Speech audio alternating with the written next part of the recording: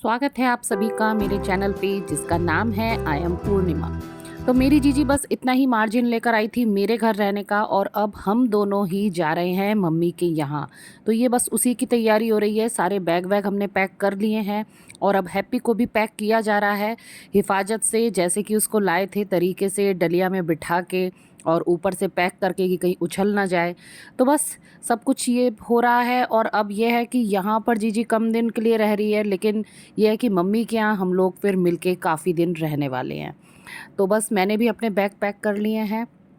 अब बस ये विचार हो रहा है कि जाएँ कैसे?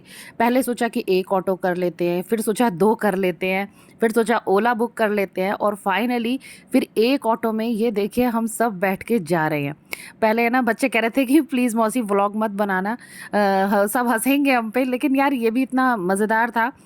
मम्मी का घर थोड़ी ही दूर है, तो ऑटो से जाने में देखिए कोई बुराई भी नहीं है।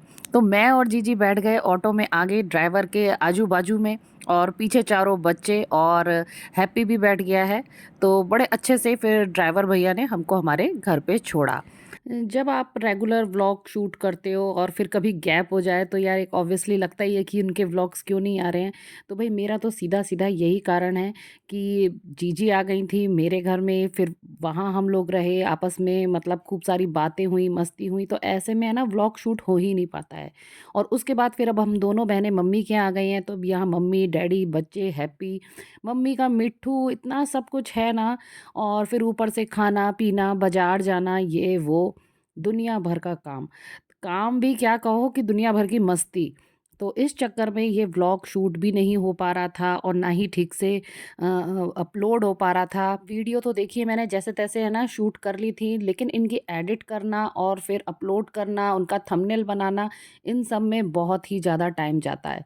और फिर कोई कमरा खाली नहीं होता, इस कमरे में कोई बच्चा बैठा है, उधर कोई बच्चा बैठा है और आप फ्री कैसे ही हो सकते हो? तो सब लोगों से घिर के हम लोग बैठे हुए थे। तो इस चक्कर में भई मेरे व्लॉग्स नहीं आ रहे थे। तो अभी क्या है ना कि मैं अभी घर आई हुई हूँ, यहाँ अपने ससुराल, और मेरी ना छोटी बेटी अभी भी अपने नानी के यहाँ है और बड़ी बेटी मेरे साथ आई हुई है।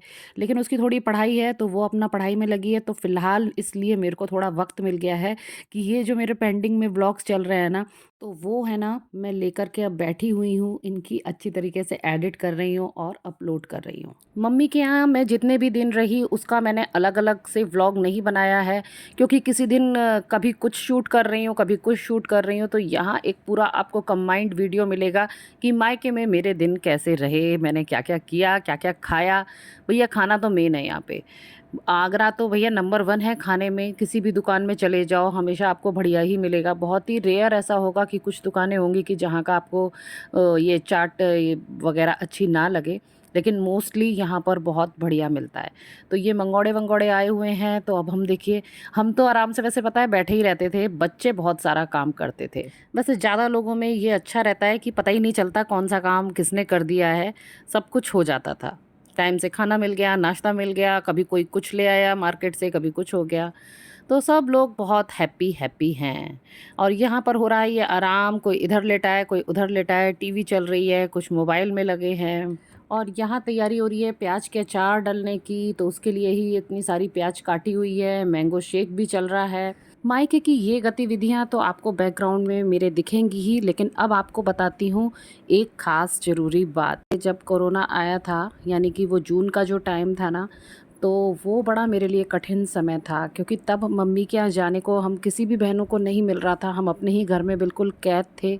तो उस वक़्त है ना मैंने एक कविता लिखी थी, जो मैं आज आपके साथ शेयर कर रही हूँ। तो कविता का शीर्षक है जून का महीना। ना गर्मी लगे ना सिर में दर्द मुझे, अब कोई परेशानी ना इर्द गिर्द मेरे, अब तन से ही नहीं मन से भी तैयार हूँ, अब चंद दिन बचे मई के मेरे। अब फ़िक्र तुम्हारी, तुम्हारी यानी पतिदेव, अब फ़िक्र तुम्हारी तुम्ही को सौंप जाऊंगी, गुजारोगे कैसे महीना सब समझा जाऊंगी, इंतज़ार तुमको भी है और मुझको भी है, जून लगते ही मैं बिना पंख उड़ जाऊंगी। ससुराल की समझदार बहू माँ की नटखट गुड़िया बन जाएगी, बच्चों से भी ज़्यादा बातूनी अपनी बहनों संग रम जाएगी।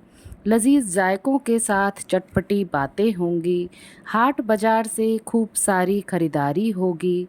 गूंज उठेगा माँ के आंगन का कोना कोना, जब सारे बच्चे बड़ों की अंताक्षरी होगी। पल भर में बीतेगा महीना, कुछ बातें अधूरी रह जाएंगी। नम आंखों से विदा लेते ही सोचूंगी, फिर कब आएगा जून का महीना।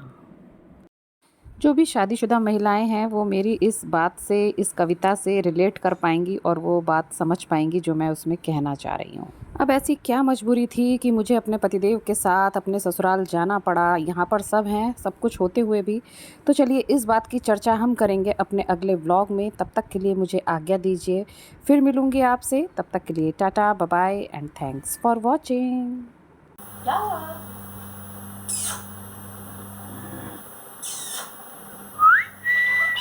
बेटा, मम्मी मम्मी का बच्चा है। बच्चे ले रहा है।